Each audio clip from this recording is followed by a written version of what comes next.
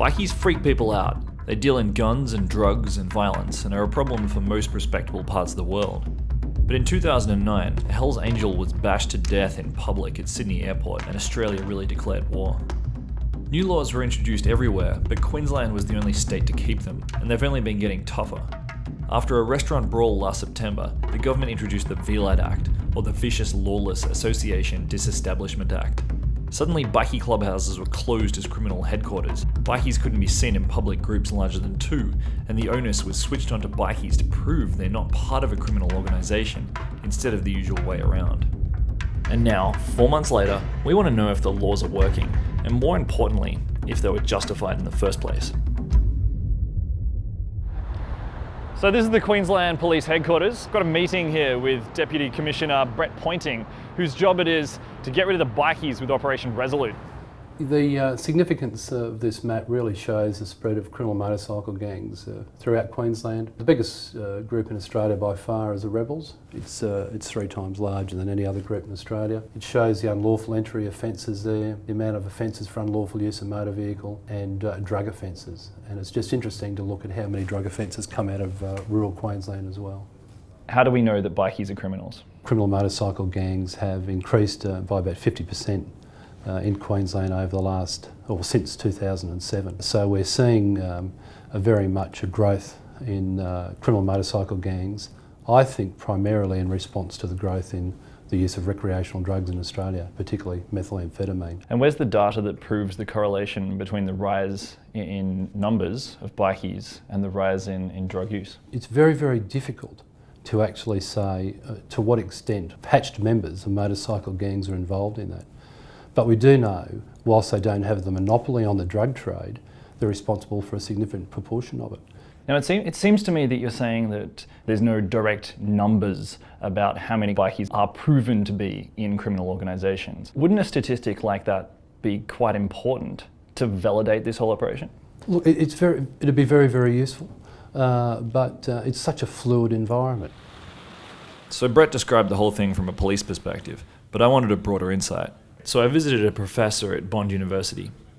I think if you look at bikies, we're not seeing the clear-cut evidence that they are the organised crime threat that we've been told they are. We've had claims of organised crime being 10 to 15 billion a year in Australia, and we've seen some claims that the bikies get 2/3 of that profit. Well, I'm yet to see any methodology that would credibly say that's the case. You know, we've had these very imposing laws put in place. 3 or more can't gather in public. We're restricting them from trades and things like that. I just wonder, if we just withdrew from doing those things and actually targeted the criminal activity that they're doing, we'd probably free up a lot of resources that could then go into looking at the other groups that are obviously out there committing crime. Now, I'm interested, you said before that undoubtedly the majority of bikies are criminals. Is that true? Well, I think if you go on the data, for instance, the VicPol data there, 80% had significant criminal history. So, and that would be an interesting thing for the government to bring out, because they know who the members are, and do an analysis like that and say, well, here are each gang, and here is a breakdown of the criminality within those gangs. And here are the type of charges. So that's what I'm saying. Some of the analysis that we haven't seen come out would be really beneficial, I think, to a more open debate. So we need to find out if bikies are actually criminals or just average Joe Blows. We're going to a bikie barbecue. We're going to go along, have a barbecue with them and see what they're like as people. So this fence is pretty gnarly. How you going? Hey. Hey, mate. Hey, guys.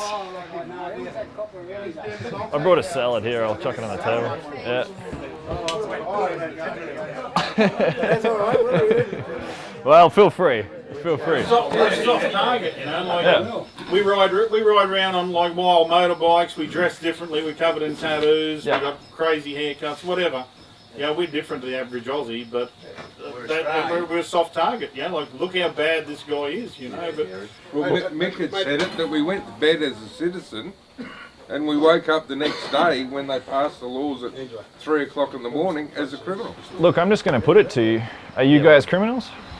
This story from the government about all bikies being criminals and misfits of society is completely wrong. What happened on the Gold Coast shouldn't have happened. They overreacted. What they're trying to do is crack a nut with a sledgehammer. A large number of us have been members of motorcycle clubs all our lives, and we don't have criminal records. Yep. Do not have criminal records. Pretend I'm Camel Newman for a second. No. What would you say? I'd ask him what his problem was, for the first thing. And he'd say, we're targeting these guys, we're targeting these guys. Well, so why have you cast a net over all Queensland citizens, which he's done? He hasn't cast a net over bikers, he's cast a net over car guys, tattooed fraternity, and their families, which is a huge percentage of working class Queensland. Can I ask, because you're a tattooist, right? And you're no longer legally allowed to practice your trade? From July I won't be able to. Or in July, we haven't got criminal records. So what are you going to do after July? I'm going to start selling drugs.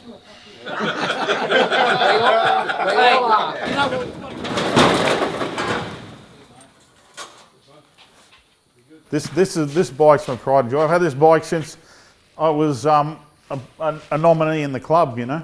This is probably one of the oldest bikes in the club. Oh, mate. This one, that's the one I'll never sell, you know. This is Tracy's car. I did all the paint work on this and customised it all. That is pretty much the best car I've ever seen. And we did all the paint work on that and made all the spider web grill and everything. For us to live every day, never have broken the law, living like we're criminals is just wrong. Yeah. You know? They said, oh, if you've done nothing wrong, you've got nothing to fear. Yeah. Man, I've never done anything wrong, yeah? So why am I living like I have to live, you know, like wondering if I'm going to be in prison for 6 months for doing nothing wrong, yeah? You know, this is not about persecuting anyone. Queensland is at the crossroads. We either accept, you know, what we're seeing with this increased violence that's going on, or we do something about it. On Sunday, Australia Day, we've got a big protest. What's the police response to this? Well, as you know, there has been other protests, and we always police them in the same way. You know, it's everyone's got a lawful right to protest in Queensland, and I think our record in managing protests is pretty good. Well, I thought it was every person's right in Australia to protest, but obviously not. I've just got correspondence here from our lawyers saying if we gather more than 2 at this protest, we'll be arrested and will result in prison time. So for protesting for an hour or so and making a speech, I'm going to do 6 months jail. So looks like I can't be there. So it's all up to you, Trace.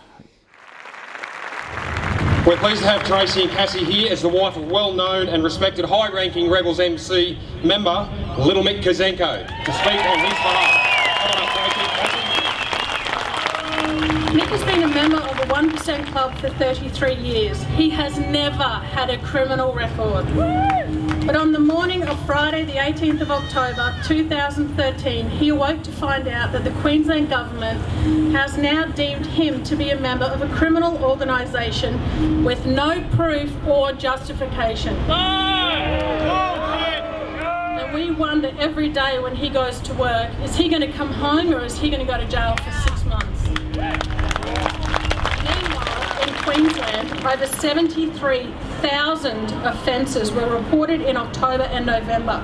Bikies accounted for 1% of these. And on behalf of all the families that are now living in fear of losing a loved one to these laws, I would like to say thank you for your generous support and donations. Thank you.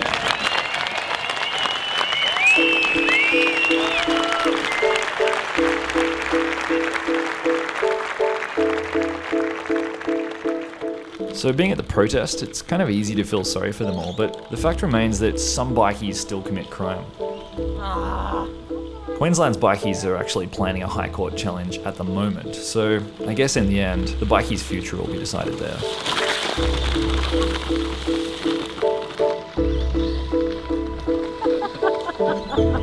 Yeah, that's a bikie.